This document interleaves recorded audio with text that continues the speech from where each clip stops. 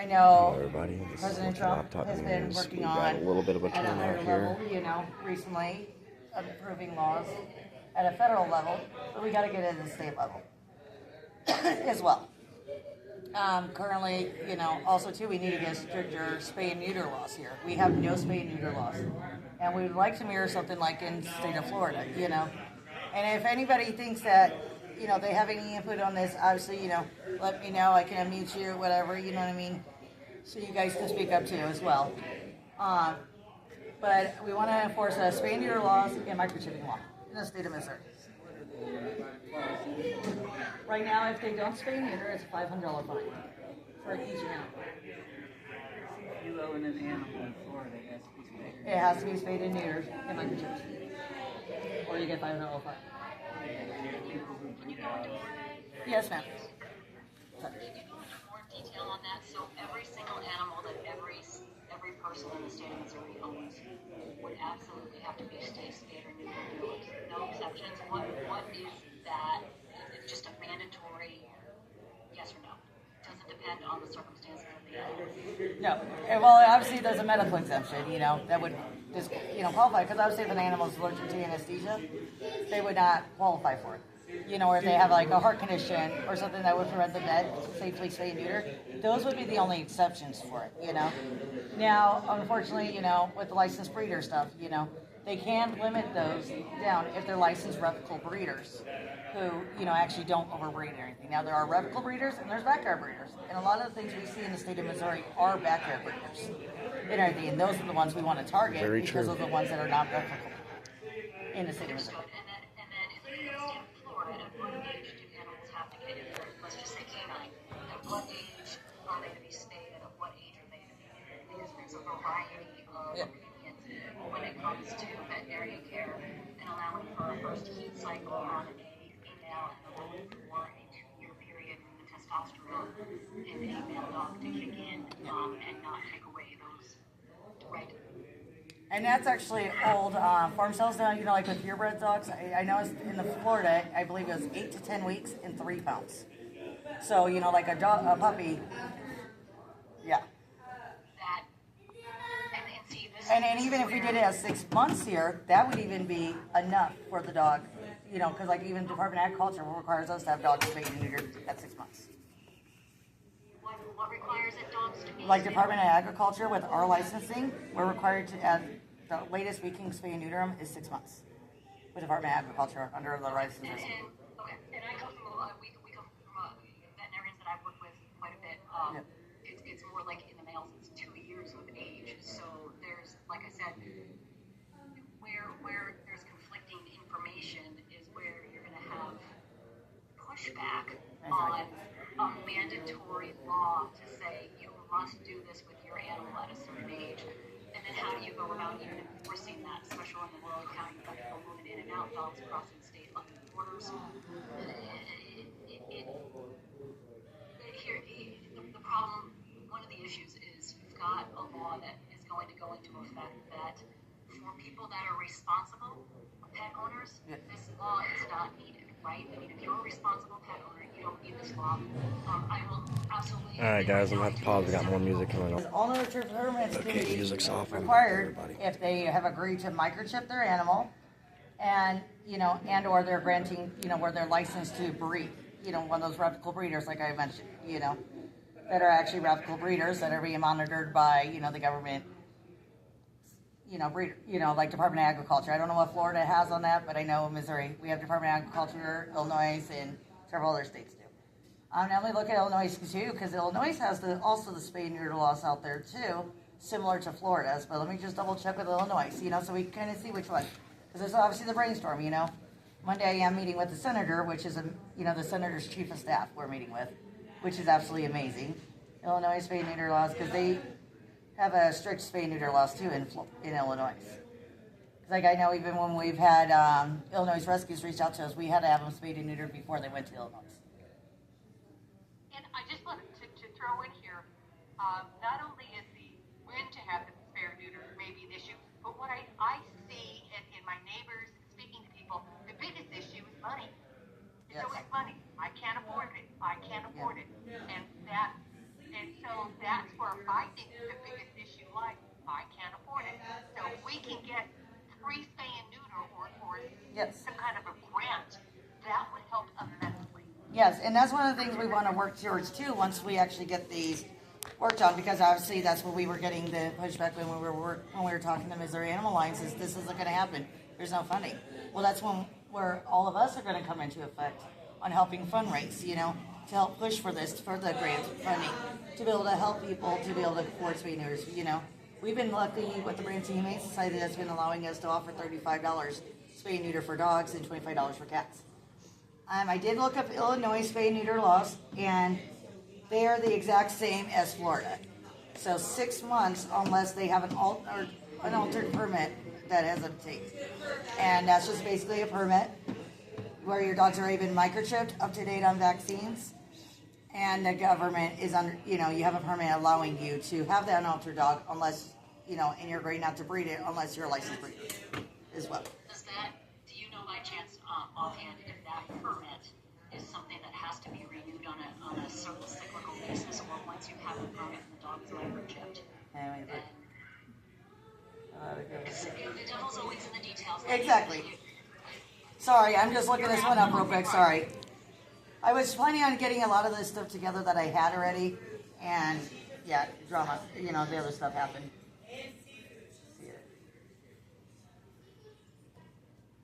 And the other thing I just want to point out is we keep talking about money, but that's the main thing. Is when we present, we have to provide hard evidence of how to save money. And if we can get, from my personal gripe, is puppy mills. If we can ban puppy mills, because a lot of them, that's where the rescues get a lot of their dogs from the puppy mills. So if we can help people spay and neuter, if we can eliminate illegal puppy mills, then that's going to eliminate a lot of problems. We're going to save the state and taxpayers money that way. Again, we've got to talk dollars and cents before they ever listen to us. Yes. Educate me, does the state of Missouri have what they call the tax checkoff? No. So when you file, there's other states that have what they call a tax checkoff. And when I was on the board for CUHA, which is the Colorado and Rescue Force Alliance, we are able to go ahead and this would be You guys all here. This is more long-term goal. What there is a checkoff where when people are doing taxes every month, they have the ability right then and there to check off for certain items that allow for those funds to be donated directly and at that time. So the refund actually does not go back to the person. It actually gets donated directly to the 401c3. And there's a whole list of them, and you can say I want to do certain dollar amounts, and again, as you're filing your taxes, check that off. I know we were able to raise on an annual basis approximately $100,000 to $150,000, just depending on, and that was just, we were towards the bottom as a checkoff, but you put a blurb up there, so that's always something, again, further down the line, if it's enacted, is available to rescue organizations and spay and neuter clinics and things of that nature. Perfect. So I just looked it up. So the permits in the state of Florida and Illinois have to be renewed every year. Kind of like, when you're doing registration for your rabies and stuff, and your license. They charge a fee on top of it, Yes. I imagine. Yes, they do.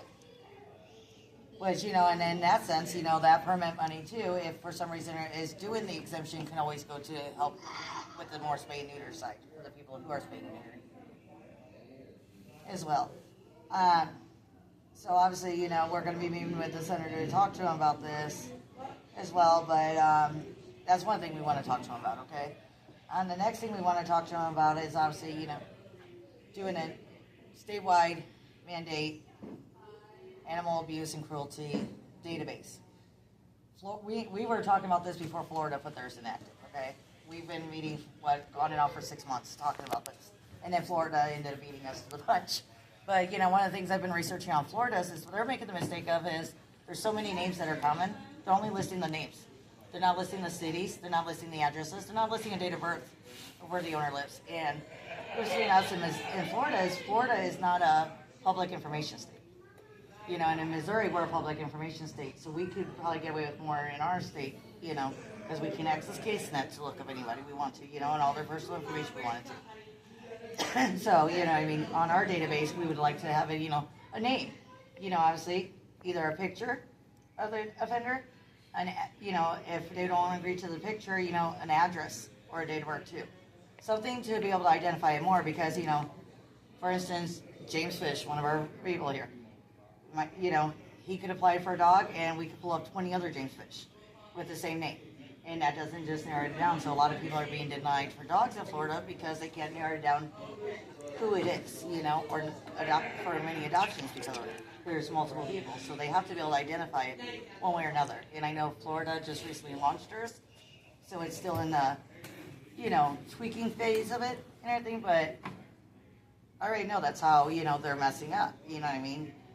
But they're also not public information. Tanya? Yes, please. Tanya, just to point out, Missouri has tried twice, I believe, from 2015 until recently, to try to get an animal abuse registry in the works, and it's passed the House, but it's always been voted down in the Senate, and it's because we're up against big agriculture.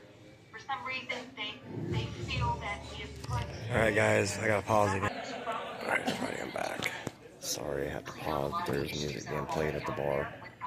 Back there. And go through this whole process of trying to enact new laws. Yeah, well, it's definitely on the animal abuse and neglect side because there's no spay and neuter laws here. There's no animal registry laws, okay? Those are the two we would like to add. But on the animal abuse and cruelty laws, we need to strengthen those by, like you said, we need to get elected government officials in offices that are actually going to start enforcing the laws that are already there, educate them to actually walk them through how to actually prosecute. Because a lot of times, we'll walk out, with, until, Matt Roberts took over, we weren't getting any support from Hall County Sheriffs before that, and recently, we went out with Shannon County Sheriff's on a call, and the deputy said, well, how do I file these charges? He goes, I've never had to do this before. I don't know how to file this. So a lot of it is educating the deputies. And then, and a lot of the deputies we're learning aren't following through with the stuff because they, before they were doing the paperwork, doing everything correctly by the book and everything, and then they send it to the prosecutor, and guess what? It sits on the desk forever, and it goes nowhere from there, or gets dropped, and everything. So we got to get new prosecutors in office, too. Well, just like the other day. Is the same, is it just going to follow the same path? If somebody comes across a dog that's unaltered, is it just going to be too much paperwork for that deputy to issue a ticket and it just goes by the wayside? And that's not to say that some of these new laws would not help, but if you don't have the end enforcing these laws, you guys are jumping through hoops for a lot of for nothing in all actuality, if there's no enforcement of this. And so I think when you sit down with this representative, that would be one of the main questions is what can we do to get what's on the books already enforced, and if these new laws do become enacted, what's the teeth behind them? Can the state senators and congressmen reach down into these counties and kind of poke them a little bit and go, what the heck you guys doing? Get your head and ass wired together and get this stuff going. Oh yeah, absolutely, yeah. No, we've already discussed it, even with like Missouri Animal Alliance and all these other organizations, and they're fighting in our biggest area, in our area here. What city are you in, honey? I'm in Kabul. So Okay, come on. Okay, yeah. So our area here. So in city limits we have animal controls in a lot of cities. Outside of we don't have any animal control. Right now, at this point, Ozark Pet Rescue is starting to become the animal control for these in the county Yep. areas. A lot of the local law enforcement, sheriffs are asking us to assist on all their calls. Tanya, I just want to throw in there, and again, this is about money. You said there's animal control in the cities. I pointed out, we keep losing animal control Yes. in the 5 counties that we're in. Yes. So that's part of the problem. The first thing that gets defunded is animal control. Exactly. There's nobody there. Yes. So and then if we lose animal control even in the city limits, then we're back to square one again. What it is, we need to get elected officials in office. We need to get even like volunteers even to help do this. It still comes back down to educating these law enforcement because they might not know that, hey, you know, we missed dotting this I or using this correct wording, and that's why it got dropped to the prosecutor. We actually have been talking to the Missouri Humane Society, or the Animal Cruelty Task Force, Deputy Jason Pierce there. He said that's a lot of the times that it is. And they offer free education classes to educate these law enforcement to be able to get them on the same page. Like, because every county is going to have their own little tick or little word, you know, or little ding here. And that's usually where it drops on the charges, or, you know, the prosecutor goes, oh, I can't do this, I'm sending it back. And then, you know, because it keeps getting sent back because of missing a word here and there. And he can actually give them the actual sheets and the education on how to properly file things correctly to make sure it does get to that next level. Well, You know, like for instance, we found out with the Downer Turnberg case. It was sitting there for what, 3 months because they forgot to include the statement that we wrote up. You know, the witness statement. They forgot to include the witness statement. So for 3 months, it sat there on the prosecutor's office, and they never communicated with each other, or the prosecutor never communicated with the Howell County Sheriff's to say, hey, we're missing the witness statement. And that was the only piece of paper that was waiting. But now the prosecutor, you know, I hope everything goes good with his family. His father is on hospice, or a family member's on hospice that he's the next of kin on. So obviously he's been out of the office dealing with that, you know. But yeah, we're requesting another prosecutor get assigned to it because now here it is a month. And, you know, I do side with him, you know, and I understand our case is not as big as him dealing with his personal family issues. Because I do understand that family comes first, too. But at the same time, this woman is getting away with this over and over and over. Shannon County, you know, luckily we were able to prosecute another person in Shannon County for what they did to Bear. He was the one with the dog with the severed neck, had the emitted collar. That was the one I told you that the deputy told us. I've never been able to prosecute a case where it was clear-cut animal cruelty and who the owner of it was to do. And, you know, so he got with the Animal Cruelty Task Force to figure out what forms he had to file properly, and guess what? We finally got charges filed correctly on that person. So Bear's owner is in the process of being charged for all this. You know, well, she's been charged, but they're waiting to actually proceed with sentencing until she gives birth to her child, because she was pregnant when this incident happened. Well, my issue also is with reptiles. She knows him. I took in a snake from Gabriel. Yeah. And he was neglected so severely. He had over 10 layers of stuck shed on him, and he was That's so terrible. badly riddled with metabolic bone disease that he made a permanent candy cane shape. He was an 8-foot boa. His spine fused together. He could not move. He couldn't lift his head. He couldn't do anything. We had to feed him soup. Well, he unfortunately. Yeah, and thank you all, we by the knew who way. did it. We contacted all of these. We contacted everybody. We contacted. We actually got a hold of the guy was on probation. We actually got a hold of the probation officer. They did not care because it was a reptile. Did not care, but you know I care about the reptiles as much as I do the dogs and cats. Exactly. So you're in the same boat I am, because I used to work at Fishland. I care about the reptiles, the spiders, the scorpions, you know, the animals no one really cares about. What are we going to do for enforcing laws for reptiles as well? Yep. Because nobody cares. Yep. We can I definitely can't have find that. people that care. And I want to thank you And for what caring. laws are in right now? It's nice to see other care. This is Desta here. She's a reptile rescue over here, guys, and everything. So she does it with reptiles. Do you know of any laws that are in effect right now to protect reptiles? None. There are no laws in effect either right now Not that I know of. I to have protect called reptiles. So many people. That snake never got justice. He was a gorgeous, beautiful, sweet. I'm about to cry. He was super sweet, and I had to hand feed him soup. And Why he don't you had do me a pain favor and get some some things you would like to go into effect? I know Monday is a short notice, you know. I know, honey. I know. Come here, honey. When we're done with this, I like to give you guys my number, Yeah. because I care about the reptiles too. But, you know, like I said, all the animals. Some main points you would like me to take about the reptiles. Absolutely. Because you know more about the reptiles than I do. Yes. Tanya, I think a lot of it could just be in semantics. Instead of just saying dogs or Yeah. cats, Exactly. animals. Yeah, but you know, so you got to include, you know, because animals or dogs and cats are a different type of you know, and livestock are considered something different than reptiles. Reptiles are cold, and the other one are you know, are amphetamines or whatever they're called. Yeah, amphetamines.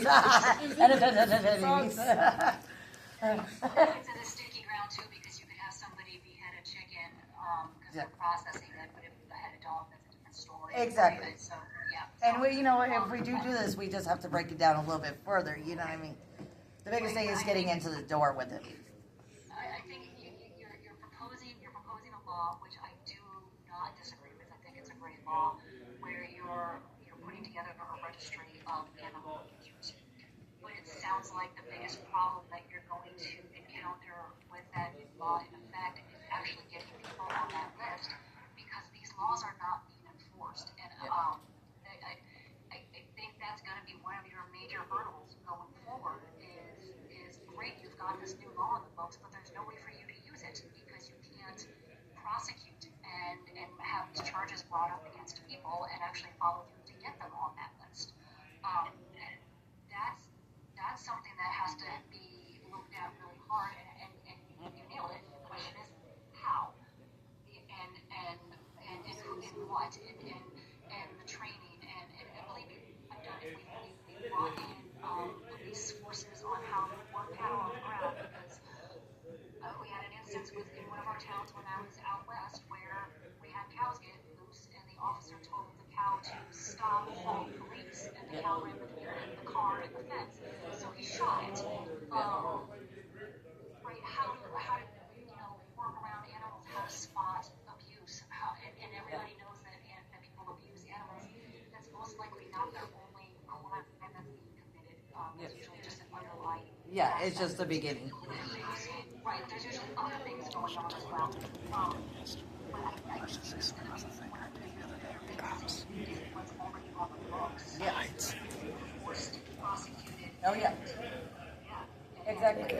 And educating the officers and the deputies, and the prosecutors on these laws, and so that way when they're investigating, and that's the biggest thing. And like I said, we really looked into who's going to help educate. You know, we're working already with the sheriff's departments. You know what I mean? Oh my goodness, what's the sheriff's office I just called us, Eva? Douglas County Sheriff's. Douglas County Sheriff's is actually invited Ozark Pet Rescue to their chief's meeting because they want us to be part of their first responders where we're going out and helping them investigate. And, you know, just like what we're doing with the Howell County Sheriff's, when they have an animal call, they call us. You know, now, more sheriff's offices are jumping on board when before we were lucky, you know, like Shannon County, when I used to call them, they'd be like, oh, but we don't have animal control. Well, I'm telling you, we are wanting to help. We just need you guys to come out and take the report, you know. Yeah, but they're starting to get on board. Douglas County is one that was bad for a long time, and now they're getting on board, you know. Do they still have the leash? They can just run free and all the dogs? Well, you know, that's one of the things we're working on because we got to change some stuff in the county, like police laws. You know, like right now, you know, one of the biggest things, like I've checked with, you know, a few deputies on the Howell County Sheriff's side, their biggest thing is, like, I guess apparently there was this law that was changed, and it was snuck in changed, that, you know, the leash and control law. The dogs are allowed to have a leash on, but they don't have to have control of it. Like, the dog can be just running around as long as it has a leash on. It's considered of the leash law. They do not have to have it in their hand, and now they can't find them for them. That's messed up. As long as they have a leash just running next to them, as long as it's attached to their collar or their harness at some point. And that's been a big issue for the sheriff's office, the Howell County Sheriff, for instance. And they said it was a law that was just kind of snuck in that was changed, and they'd like to get that back into the books when they're talking to us. Tanya, Yes. I wanted to point out, I think that you really hit the nail on the head. First of all, it's going to be up. We have to vote in the legislation that's going to be passionate about it. It's going to listen to us. It's going to do it. We've got to get those people on our side. So I think that's a big takeaway here. Yeah. And Exactly. And the biggest thing is, you know, you have to start off small. You know, we've already got sheriffs backing us, you know, and supporting us and trying to learn, you know, as they're going. But, you know, we need to get them in bigger trainings, you know what I mean? So that way we're not having to respond to every single call with them, you know, not that we don't mind. We don't mind at all. And everything. We don't mind helping them, especially on the tougher cases, you know? Like, for instance, I even went out on one call where, there was a clear horse that was dying, laying there dying, and the sheriffs came out there, and he's like, the owner wants to shoot this horse on his property. Am I legally allowed to let him shoot it? Obviously, this horse is not going to make it to that. I'm like, yes, he's allowed to. It's his own horse. It's on his property and everything. Legally, he can do whatever he wants to. And and the sheriff asked me to go up there and check the horse to verify that, I thought the horse was down for 4 days, 4 or 5 days. When a horse is down that long, it's not coming. Nope. It's not going to survive. So yeah, in a case like that horse, put it out of its misery, save the horse. Don't make it suffer. So there's different things like that. Just educating the deputies on what can be done and what can't be done. Legally, and like I said, just filling out the proper paperwork. And then we got to get on these prosecutors, because the prosecutors, I feel, are really dropping the ball the most. The deputies want to.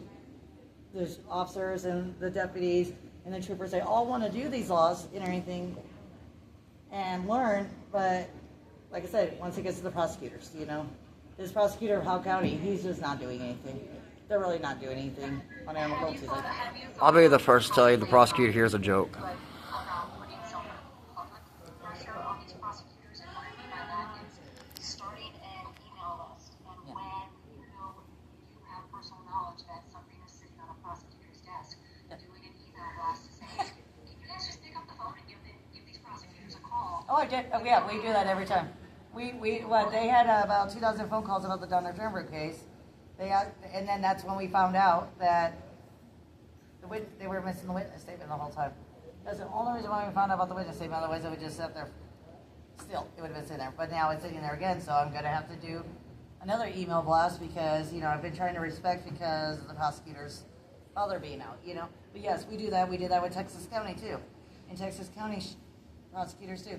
They were sitting on that where the animals we found all dead in the house and everything. And the sheriffs were telling us they sent it off to the prosecutor. The prosecutor kept telling us that they never got it from the Texas County sheriffs. We made an email blast to everybody. Here's their phone number. Here's the prosecutor.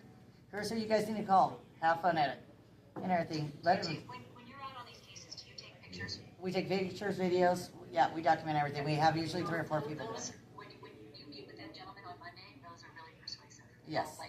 Yes. Oh yeah. No, I've got a lot. I've got the new ones too. Let me. Are you on our Facebook, hon? I did. I just started following you this week, so yes. Okay. So did you see the dog tonight that we posted? Right before, not. Yes, I saw 3 pictures. That's you're starting to. Yeah, that's that's our newest one. We have theirs pictures. I keep. One of the things I don't do is I do not delete any of my pictures and documents. On that, I keep evidence of everything: text message, communications, emails, everything we keep. For evidence if we ever have it come back up. It's like that Donna Turbo case. I have pictures of these horses starving and skinny, plus the vet records showing that the horse was Gus was only ended up being only 10 years, the vet said. And the owner was trying to say, oh, he was an old horse, he had bad teeth, and then it went to no teeth. And in reality, she was starving him to death. And I think that's the case we're trying to get them to push right now as well, that they're dragging What happens while that case, and we could be going off topic and you totally steer me back, but what happens when you have a case such as that in which the animals, where do the animals go in that situation, and who takes ownership of them legally while that case is in limbo? Because if she's found not guilty, then technically those animals still belong to her. Well, see, in this case, actually, legally, she signed over the horses to us and the animals for a 21-day hold while pending water supply at the house. In her case, she did not get the water supply in those 21 days, and it's in the surrender form she signed. It said, if I don't have a water supply in 21 days, I surrender my pets to Ozark Pet Rescue, or my animals to Ozark. And I had a breakdown of every pet on that piece of paper. Now, 3 months later, she's tried taking us to court to sue us for those animals, and the judge said, nope, ain't happening. You signed the surrender form. The sheriff told her, you signed the surrender form. There's nothing that we can do against the rescue on our end and everything, and you abuse those animals. You neglected them. But it sounds like the state of Missouri doesn't have anything in which if the sheriff shows up on the property and finds animals and need to be confiscated, they don't have a policy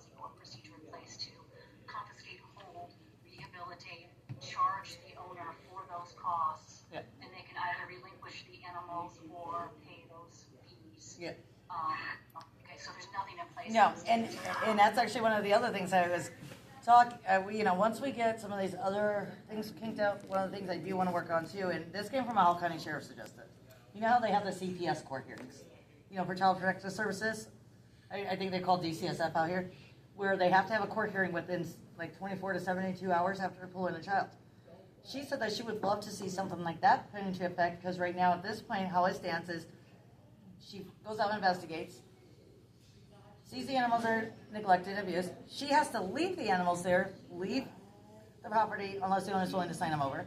Leave the property, go to her office, fill out to apply for a warrant, make sure her I's dotted, T's are crossed, the wording's correctly. Send them to the prosecutor to get a warrant. Get that warrant back, and then go back.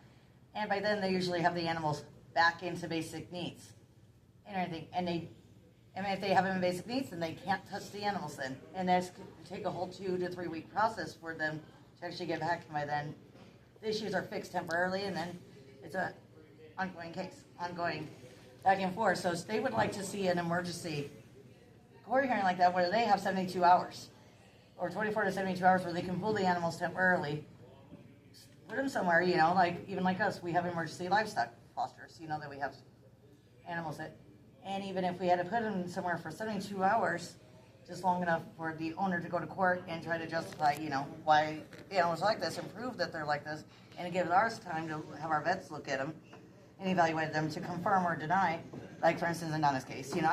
That's just one of the worst livestock cases I've seen in a while, so.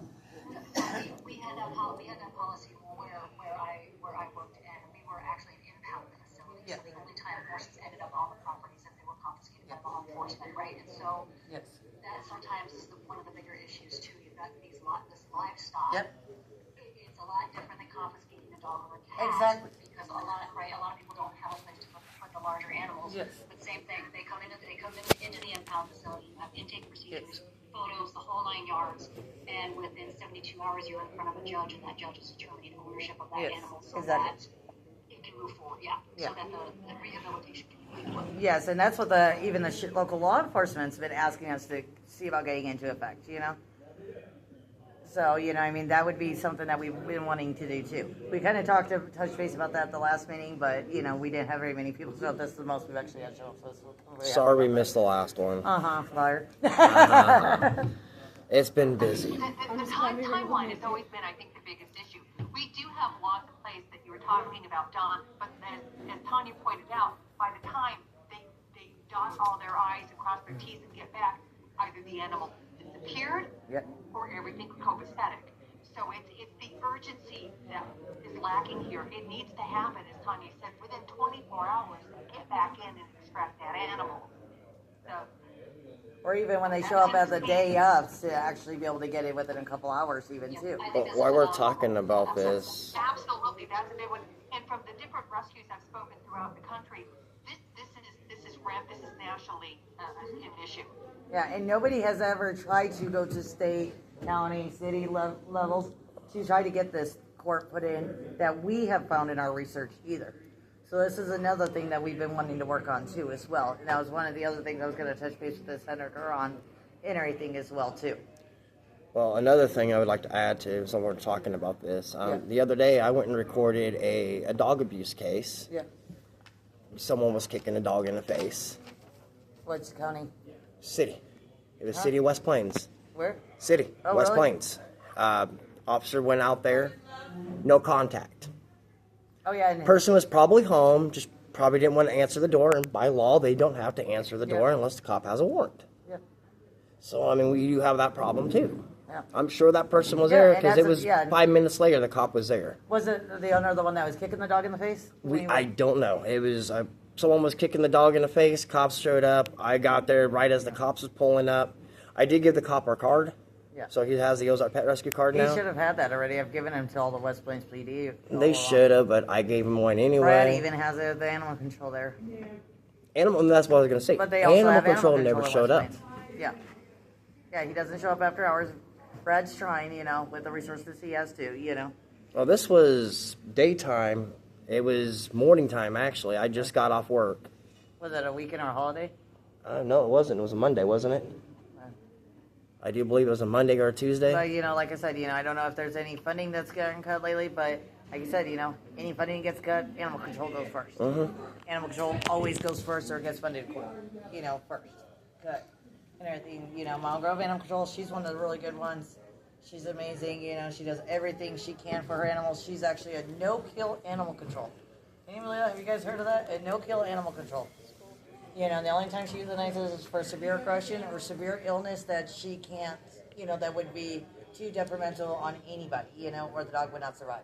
Or What about wildlife? Because there's a lot of people that will take wildlife as pets, and they're not supposed to. Yep. Yeah. Yeah, that's a whole other issue right now with wildlife, you know. Well, I know in the state of Missouri, you're allowed 5 native snakes. You can actually have in your house. Does anybody else have anything that they want to put in tonight? Yeah, you can catch native snakes and keep them in your house. You have to have the 5 of them. That I had sent you I don't remember what county in Missouri, but I think this is another way we could address money when it comes to the government. A county in Missouri is now using drones when it comes to crimes, and that would be something that if we could get a drone up in the air and over to the area where the animals are being abused, right off the bat you have footage. We have a drone. And I think How county does? you know, if you Nope, have how animal county control don't. in Their that drone officer county, got fired, Bruno. Well, they did have one. I've got a first. So do we. I just can't fly it. Yeah. And, yeah, go ahead. Go ahead, Eddie. Ours is a little lightweight one, so just a little. Got another one driving. All right, you want to go ahead, Eddie? You need drone footage Yeah, I was of gonna say, everything. so at one point you touched on puppy mills, and the question becomes, define a puppy mill, and would be would good it for be evidence, beneficial to put laws in place on residential properties in city limits or county limits where you can only have so many dogs and or cats? I mean, we've got a house down the street, and the house has been completely overrun with feral cats, and there's Yeah. And see, none of those counties or cities here that I know of, except for Mountain Grove right now, have any regulations on cats, okay? And that's going to go into the city and county laws, you know, as well, too, on that. Like, I know Mountain Grove, Jordan over there, has started, you know, microchipping law, you know, but on the city side, she can't control the county and everything. Now, like, I know Willow Springs, we have no regulations on cats in Willow Springs. You can have 50,000 cats running around your yard and your property and leaving them unspayed and neutered, and there's nothing animal control or the city will do about it and everything.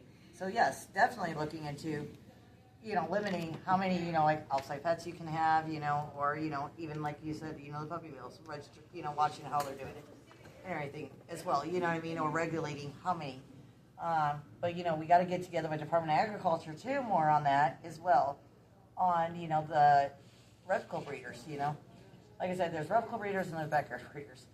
The backyard breeders are considered more the puppy mills because, you know, we have dogs that were puppy mill dumps. They're like Bichons or Maltipoos or something. And they were just matted up. They looked like they were just covered in urine. They were probably kept in a kennel their whole life. And then they were just thrown out in Pomona in the woods or in a church parking lot or whatever it was. There. There were like 7 or 8 of them. That's not a reptile breeder. A reptile breeder is going to have, you know, at the minimum of 5, and, you know, or, you know, have 5 to be, and be licensed with the Department of Agriculture and be monitored. The Department, you know, Department of Ag monitors us as rescues. As a licensed rescue, you have to be monitored by Department of Agriculture. You know, animal controls are monitored. City shelters are, you know, or, you know, just regular animal shelters are. And, One of the big problems. Sorry, go ahead, Tom. oh, you're fine, Elise. Go ahead. What I read, a lot of the big problems when it comes to breeders and puppy mills is they've got it on the books. It's in the policy that they're supposed to be regulated. Yep. The problem is they don't have anybody to go out and check them. They actually That's do, where we Elise. have The Missouri that. Department of But Agriculture they don't does have that. If They they, don't have enough people, is what I'm saying. It goes back to numbers. Where they cut animal control and things like that, so it goes back to money. You know, how can we figure out how we can make sure all of these puppy mills and breeders are being monitored? so if you know of any puppy mills or breeders that you are questioning if they're legitimate or not, okay, you can call Missouri Department of Agriculture and they can tell you if they're reputable breeders or not, okay? And they're being monitored by them. And if you know of one that is not licensed and that you know is in bad shape, you can do a bark alert with the Department of Agriculture and report that breed, that suspected breeder or puppy mill, and Missouri Department of Agriculture will send somebody out there to investigate and either repossess the animals or, make them get licensed, see if they are if they are trying to do the right thing, and they'll let you know if they're being monitored correctly or not, and they can legally get the warrants and stuff that they can't need to pull the animals as well too. They also send veterinarians out. Yeah. Oh, and they send Dr. Cook. Dr. Cook's amazing, the state Missouri veterinarian for the state of Missouri too, to go out there and check records to make sure they're up to date on vaccines and stuff, and make sure the conditions are good. Just like with rescues, we have to be monitored by the state veterinarian too, as well. They actually do. And I guess it goes back to what Don was saying is that, we got these laws in place. How can we get them enforced? And that's what I'm saying is that there aren't enough of the officers to go around. So how can I'm thinking that the senator would ask, well, what can we do? What is the solution? And that's something I'm just throwing out there. How can we get these puppy mills and these breeders to make sure that even if we lodge a complaint, is someone actually going out there? Are they trained to go out there? Oh, I do know the Missouri Department of Agriculture. Like, for instance, our lady in this area is Catherine. She's absolutely amazing, and she does go and investigate when people do bark alerts, on anything, you know what I mean? She will go out and investigate and respond, just like, everybody always says she's a witch, or she's really mean and everything. No, she's just very hardcore. You do everything by the book, and you guys have no issues, you know what I mean? If you have all your paperwork. Are you going to call her a witch? Well, a lot of people have told me that there's this Department of Ag lady in this area and she's just real hardcore and everything. No, she's actually really awesome. You know what I mean? She's a real awesome lady. She's one that if you're going by the book and you're doing what you're supposed to do, you have no problems with her. You know what I mean? As long as all your your files are in order and your animals are being taken care of properly. She has no problem with you. Exactly, and she came from a background that she was part of a puppy, where her family ran a puppy mill, a legal puppy mill, and she didn't want to ever see that happen again and everything, and she wanted to change for the good. So we have a good one in this area that does go out and investigate and actually looks into these things and actually makes sure people get by the book. If they're not by the book, pull their animals or, do whatever is by law that she's legally allowed to do by law and everything. But she does go on and investigate. And she is, when she finds something not right, just don't cross her the wrong way, Luckily, we haven't. I like her. Yeah, you'd love her. Oh, I bet. I love her, too. Well, I mean, people call me a witch, too. It's fine. It's so funny, because I'll call her. I am a witch. Anytime I have any questions about anything, I call her, and I bug her. And, one time she's like, last inspection, she came, to do one of our, because we've got, 3 licenses now through the Department of Agriculture. And last time she's like, I don't want to see you guys for a year. And I'm like, okay, but I'm like, can I still call you for all the questions? And she's like, oh yeah, you make me think about all my questions, about what I have to research. She goes, you always come up with the crazy stuff that I've never had to look into or have ever been called about before. So she goes, you make me think about that stuff. So she's really good about that, you know what I mean? But she will go out and investigate if she knows what's going on. It might not be, like tomorrow or anything, but it can take a week or two, but she's going to go out there and investigate. And everything. She checks on boarding facilities. She checks on doggy daycare. She checks on, shelters, rescues, all that stuff. And she's absolutely, like I said, if you aren't doing anything wrong, you have nothing to worry about with her. And then she's got Dr. Cook that will go out with her too, the state of Missouri, veterinarian that comes out and does anything. If she's questioning anything, she checks with her or brings her out with her as well. So these things is are. She just in this area, or is she for the state of Missouri? Dr. Cook is for the state of Missouri. Catherine, I know, is our area, and she's covering a couple other areas while they're waiting to get new people hired for those areas. Because, like, for instance, we've seen her in Branson the other day, doing inspections up there. And everything, but, yeah. But she, she's a floater right now, but she's mostly for our area down here. But, yes, but they are being regulated if they know about it. And everything. Right now, at this point, they're not being regulated. I did a quick check when we were talking about what a text I sent to you, and those two senators, they're trying to get a hotline I'm liking these established people. where people They can think like call I in do. animal abuse throughout the whole state. Yes, because I know right now we have I'm sorry, but what is it, it's the amazing to see people Animal who actually Cruelty care Task about the Force other for the Humane animals. Society. And I mean, yes, I'm a our dog biggest person, issue we're fighting but with them, it's okay, nice. is we could call and they'll be like, okay, we're going to be out, in the next day or two. The sheriff can call and they'll be like, oh, we're going to be I've out in a had day snakes, or I've two. had But if a private scorpions, citizen I've calls had them, spiders, everybody. they so go, this oh, we is don't really cover cool. that area. And I could be standing right next to you making the same call. And they'll tell you guys that they don't cover this area. And that's one of the things we need to get regulated a little bit more too, is why are they being picky and choosy about who they're showing up for and who they're not. And, they're claiming they don't cover certain areas, but we know they're covering Well, that if you guys area ever because get we just had full, them come let out, me know. 2 days I can before in take the same some in, area, too. 2 doors down, for Joe Blow's house, So that's the other thing we I'm need to actually look looking into. for a scorpion. Why are they getting funded if they're not actually going out on these calls? Or like, for instance, with Texas What? County, on my another animal cruelty scorpions. case, we had the 52 dogs and cats that were abandoned there. We Scorpion found is out the the most animal cruelty perfect task animal in the force world. investigator Hasn't changed for thousands sat in the of years. hotel and then sent the Texas County Sheriff's out to investigate. And then he just took the credit for it while he's out in a hotel room. And everything. And slept. Or whatever he was doing, And didn't go out to the house and investigate. Because I asked the Texas County Sheriff, and he goes, oh no, he gave me the notice to put on the door and told me to go out myself. So I know he didn't go out, but yeah, it appeared he went out because his flyer was on the door of the house. And then it got dropped from there. Is that person voted into that position, or is that someone that was just hired? Hired. Yeah. So that's the other thing we need to look into too. You know what I mean? But that's going to be a little bit, more. You know what I mean? Well, we're working through all this. You know what I mean? We're working through all this. Everything, all the details and everything. Right now, we just got this foot in the door 2 o'clock Monday morning or Monday. We're doing a phone interview or a phone meeting with his Secretary of State, or or not the Secretary of State. Sorry, Chief of Staff. God, I'm tired today. I've had like 3 hours of sleep. So the Chief of Staff. My suggestion is that the takeaway would be at least maybe 3 items that have the biggest ripple effect. Yes. I mean, honestly, everything we've said, it just should be law, period. Yes. This is how passionate, how much we all love animals, period. Yes. But what can we got to look at the history of Missouri. Like I said, they tried to do banning puppy mills at least twice in the last 5 years, and it's been voted down. Yes. So we've got, and the registry. So we've got a lot of people out there that are very, I don't understand why, but they are against treating animals properly. Yeah.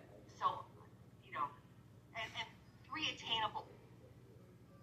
I think it's your livestock, the agriculture that you were talking about earlier. Yeah. I think that has a lot to do with it. Yeah. Oh, it's huge. Big agriculture votes everything down. They're Yes. one of the biggest lobbyists in Missouri. And the other one, the biggest one that we have a problem with are the breeders.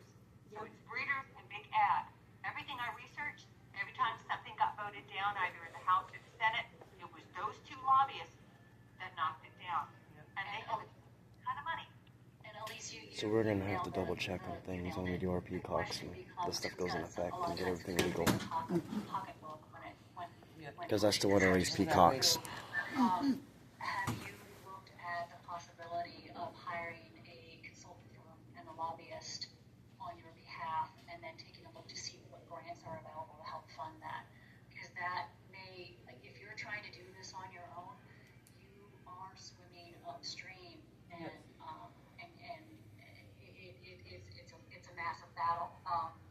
And so I work with another group right now that's trying to push legislation through on a completely different. We're talking short-term rentals. Yeah. And lobbyists has been hired for that reason, just because the hotel industry has massive say when it comes to their lobbyists. So that if the no traction happens, that might be that you want to have some look into. And there are grants out there. Some of these larger animal organizations are happy to get behind some of this legislation for you. Yes, and I know when Lisa was talking about to the Missouri Animal Alliance, they said basically unless we have some kind of government backing, and if I'm trying to remember this correctly, at least because I've slept since then, not much, but I have, that if we have some kind of government backing, that we can kind of slash out a lot of the funding that is needed. If we can have like a senator or a Congress backing on it and everything, but if we don't, that's when we're going to have to do a lot of the fundraising, the grant applying to get the funding because I think they said it's going to be about $15,000 for each bill that we want to get into. Put it, and it still could go, and it could still get denied from there. But Absolutely, you're correct on that, Tanya. As long as we can get some backers in the legislation, then it's not a sure thing, obviously. Yeah. But it sure as heck helps. And of course, it sounds like and I'm might be tooting too early of the horn, but when I talked to Brad Hudson, he's just based off those 3 points that I put on our flyer. I talked to him about in person, and he said he was very interested in backing us on this. Nothing is written or set in stone or anything, but obviously he's moving forward more than any other Congress or legislation or senator or anybody has done in the past that we've talked to and tried moving forward with. Everybody, like we talked to Missouri Animal Alliance. Was that the one that kept shooting me down that day? Yeah, the one that told me that anything we were trying to do was never going to get past of us basically just having wet dreams about it, Yeah. and everything. Yeah, it was difficult. And he said he would never that we would never get into with the Senate to be able to proceed with anything. We wouldn't even get a meeting on the books with the Senate. And look what's happening. And he wouldn't even help us get any names. Just to let you know, the 2 senators that are pushing for bills again in this upcoming legislation, it's Democrat Senator Tracy McCreary and Republican Holly Jones. You've got 2 other people that we could reach out to who love animals. And the more Senate backing we get, the more we partisan too, so that helps. yes, exactly. Yes, ma'am. So the more senators we get backing us, the more support, the more we can probably get some bills passed and everything. And with little to no funds, or a lot less funds than we normally would have had to pay out if we're trying to do this on our own, So, I'm just grateful to even have any of the senators even agreeing to meet with us right now at this point. Absolutely. Hold on 1 second, please. Hold on 1 second. Somebody else is saying something. Have you tried working with representatives from AKC and stuff to get, because I have bred dogs before. Yeah. Okay. And a lot of the rescue organizations come across as, by God, every goddamn breeder is, that that's the way they come across. Yeah, exactly.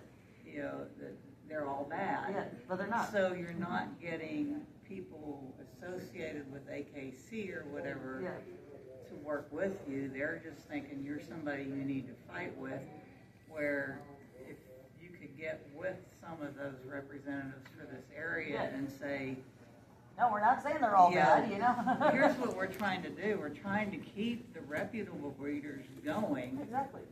That we don't, we're trying to get rid of the The puppy bad mills. ones, the bad We're ones trying are to- doing these mixed breeds. Yeah, we're trying to keep your purebred dogs out of the rescue system. Exactly. Breed the dogs for what they were supposed to have been bred for originally, But there's, these mixing the breeds, Like somebody called us one day with a husky poo. A husky poo. What? That dog I just got is an Or a pitsky. Yeah. A pitsky. Like, what's the purpose of a pitsky? Oh, a pit husky? Where's Yes. supposedly we got one of They those. thought they created this designer breed. All of our dogs and are it was mutts. it was a backyard breeder that created this designer breed of a pitsky. The thing is, though, that you got to recognize too, because I've had this discussion with other people. Like I raise bloodhounds. Yes. Bloodhounds are an ancient breed, but they're a result of crossbreeding. Labradors are a result of crossbreeding.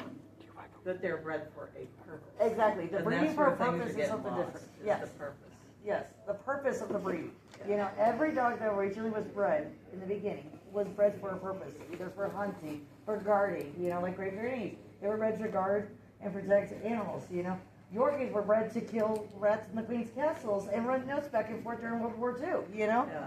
And everything. If you're breeding them for what they were originally intended for, you know what I mean? And not, you know, crossing those breeds over and over and over, and you're actually following the state guidelines, I have no problem with replicable breeders. Replicable licensed breeders, I have no problem with, that are actually breeding for what they're meant to bred for. Not, you know, oh, let's go ahead and take a pit bull and a husky and breed them together and call it a Pitsky. You know, that's not a replicable breed here. Well, it's also bad whenever you breed without knowing genetics. Exactly, we're drawing the genetics of The the dog. genetics are the most important part. Because then you're just breeding whatever to And I'm whatever. not saying You have no idea what you're Yeah. creating. Yeah, that's, to me, that's like where you can get some support. is See, and I'm a little worried about my dog Sassy. Get that. Yeah, She's she was suggesting that we go to the AKC too, Shepherd, guys. As well, if you guys can't maybe hear, Boxer, you know, especially considering Beagle. the fact that we're not sitting here talking about closing down. She was one of all the tree breeders and puppies. everything. We're talking about, you know, the replicable breeders as well too. You know, supporting them too as well. You know, and the ones that are being licensed and regulated. You know, and actually breeding for a purpose and not breeding just to be backward breed. You know. I was told reputable breeders keep dogs out of rescues. The good breeders. Well, there are always some that, you know, for instance, that are, you know, born with a birth defect and stuff, and then they have to, any replicable licensed breeder are have to sign them over to usually a licensed rescue if they're not selling them and everything. So we get calls every so often from our replicable breeders who are signing them over to us because of, or if the dog just aged out or whatever. But they also have a return policy too, that they can return the dogs too, like rescues do, if anything doesn't, if something goes wrong with, and that dog has to be returned. And it's not just dog breeders either. That's who we're after. We are after the bad guys. Exactly. I'm not gonna Exactly. lie, The I wanna ones go that into aren't breeding following the rules and spiders, regulations, or, scorpions, you know, and just stuff like breeding that. the dog to death. You know what I mean? The ones that are breeding the dogs. But so, half you the know, breeders around here that do that are everything's just, blown out and everything, and she can barely stand anymore. I was gonna say half the people that I've seen Those are the breed, bad you ones, know, you know? scorpions and stuff like that around here, they're bad. Yeah, one of the, Litters and that's it. exactly. They don't If even take care of their that, you know, I've animals. heard one say that they only do 2 litters, you know, and then they're done, and then they call us, you know, usually, and, you know, or you know, or they just retire in their household and live forever, and everything, but they don't breed them. So, did anybody else have any points that they want to bring up tonight? I still got reptile stuff, but I'll write stuff. Yeah, write it down for me because you're. It's a lot. Yeah, you got a lot of reptile stuff. A lot of reptile stuff. So Justin's going to get me some reptile information together for us to get together too, guys. Is there a definition of what's considered abuse? Because, like, when I talk to my mother-in-law, she sees one thing, she's like, oh, they're just abusing that dog because it's outside. And it's like, no, that's not abuse. That dog's fed, it's got shelter, you know. But, So in the state of definitions Missouri, it? they have to have food, water, and shelter, okay? So it could be a tarp. It could be, you know, a piece of cardboard paneling up the... The definition of shelter should be defined a little better. Exactly, it really does need to be. I was gonna say the same, it should But be. unfortunately, that's all they have to have is some kind of covering that they can get underneath to stay dry. In the winter, they have to have straw or hay or something to keep them warm in. And they just have to have food and water once every 24 hours. But in the summertime, they don't have to have AC, which, Yeah, exactly. They're not required to have AC either during the summer. Which, depending on breed, that's different. Exactly. Shade. That's Not that's the required to have covering. shade? No, there's shade. That's the covering. yeah. That's it. But a doghouse in the sun Those isn't, metal dog houses. or even And the then little they- igloo and then if they plastic go without ones. food I and have a water couple for for my dogs when I 24 decide to put them hours, outside, they're and medical emergencies. they get They're, hot. Abuse case. But then you have to prove it. So technically, they could just grab a bowl of water and food and walk out and say, "Oh, I was about to feed them" when they show up. Yeah, and this And- husky's got a cup of water and a cup of feed. Well, then, yeah. And he's probably got something for covering, right? It's no longer abuse. And maybe you go about it a different way, and instead of defining animal abuse or as having food, water, and shelter, maybe they also have to take into condition body score. And where if the dog scores a body score of, and I don't know, Like a 4 2 or 3. Yeah, five is normal, 3 is emaciated, 1 is skin and bones. So maybe if they're a body condition of a certain Yeah. certain body condition, and then it doesn't matter how much food and water you have on the place. Yes. There's already proof that animal abuse is taking place. Exactly. Well, So, And that's something that we could do more easily because amending policy is much easier than Yes. establishing new policy. So just adding that verbiage Yeah. can make a big difference. Exactly. So when we talk to the center on Monday, we can say we'd like to amend some of the animal cruelty laws on the books, because even like I know like a lot of them are so broad spectrum that they can be read any way they want to, based off who's reading it too. Right, and you can define abuse as a certain body score or certain things like embedded collars. Yes. If the collar is embedded to a certain point, or you can't get 2 fingers underneath it, or something of that nature, at that point it's automatically animal abuse. Exactly. Right then and there, you've got your definition. It's been defined. Exactly. So we can always talk to them about just amending these laws to make it a little easier for the prosecutors and animal control officers and law enforcement, just be able to prosecute a little bit further. Because right now at this point, from what I understand, the way the laws are written is, Yeah, because like the broad definitions, some of them just don't want to touch it for that reason, because it's like, okay, this is a gray area. It's a very gray area. Yeah, so. a lot of the laws are gray areas too for animal cruelty. Animal laws that are So affected. maybe some clarification on those on already existing laws would give your sheriff's department more teeth. Yes. When they step onto a property, that they could go ahead and just right then and there issue citations. Exactly. And confiscate. Yeah, and that just falls back to that leash and control law. It says that they have to be on a leash. They don't have to be in control anymore. As long as the dog's on a leash, they don't have to be holding the leash. As long as it's connected. I still astounds me that they actually changed that law recently too. And To me, that don't make sense. Dog ain't on the leash if you ain't got control of it. Exactly. So. Technically, it is attached to collar. True, but the Anybody dog else it. have anything else they wanted to input tonight? Yeah. What about people who try to take care of their animals, but the animal comes up with some kind of serious health issue, but they're unable to pay the vet bills? What can they do there? Well, there's all kinds of things they can apply for different grants. A lot of the vets now are starting to do payment plans. They also call us too as well, when before they weren't getting our help. You know what I mean? Or when we weren't around. Would it be There's the care considered? card as well. People Yeah, that use the care card. Yeah, that's what I was meaning by the grants and the application and stuff too for the grants And- for the loans. Would it be considered abuse to these people who know their animals have these serious health issues but don't follow through with any of that? Oh yeah, Okay. absolutely. Because if they know what's going on and the vet has not seen it and diagnosed it, and and they're not getting the treatments, they're just going to die from it, or the dog is suffering. That's animal abuse. If the animal's suffering. Now, if they're trying to reach out for help and stuff, that's a different story. Because like for instance us, a lot of times we don't have the funds, and we'll fundraise. We're like, okay, well, let's fundraise for you to do it, but sometimes we don't get the funds right away. But at least they're trying and attempting to try to do it, and they're calling vets and working on it, and they're doing all the applications and everything they can, to try to get the help. They're just not letting the animals suffer, trying to let them waste away. They're trying to get the help first. I just thought of something. A lot of times I hear from people, I didn't know I could do that. Yep. I didn't know that rescue existed. What if we suggest some kind of advertising campaign or something that's on websites, or just get the word out to people via Our backline, we're news advertising. or whatever, that hey, if you're in this situation, you can do X, Y, and Z. That might be a benefit.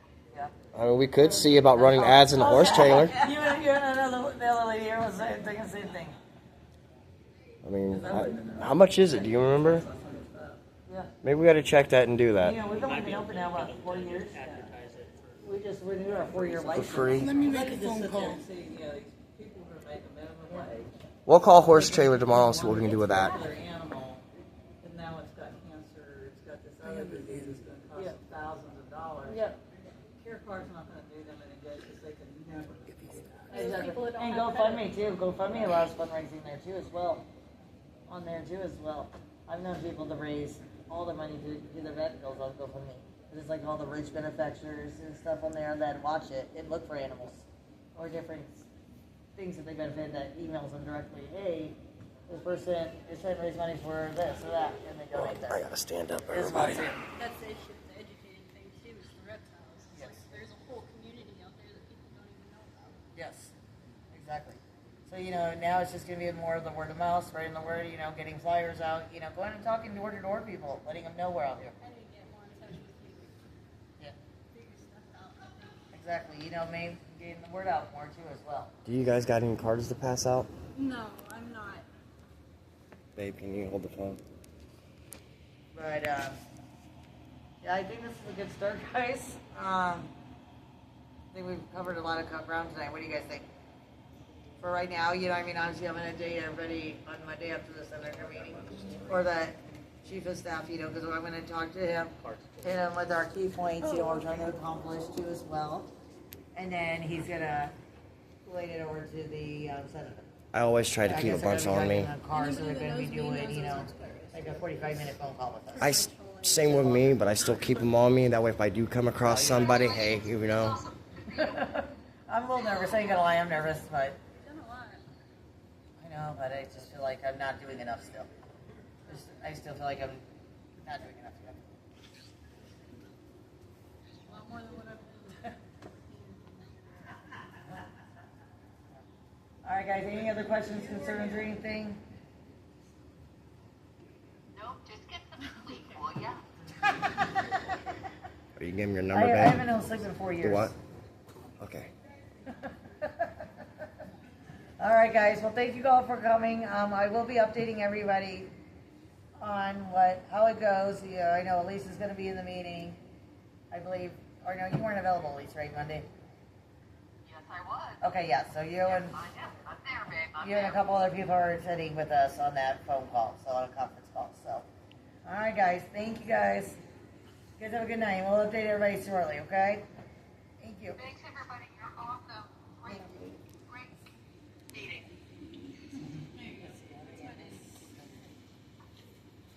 You got it? Yeah, she sent you a message.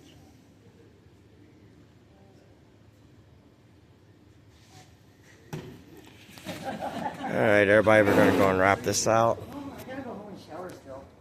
Peace out. Don't be a gutbot, everybody.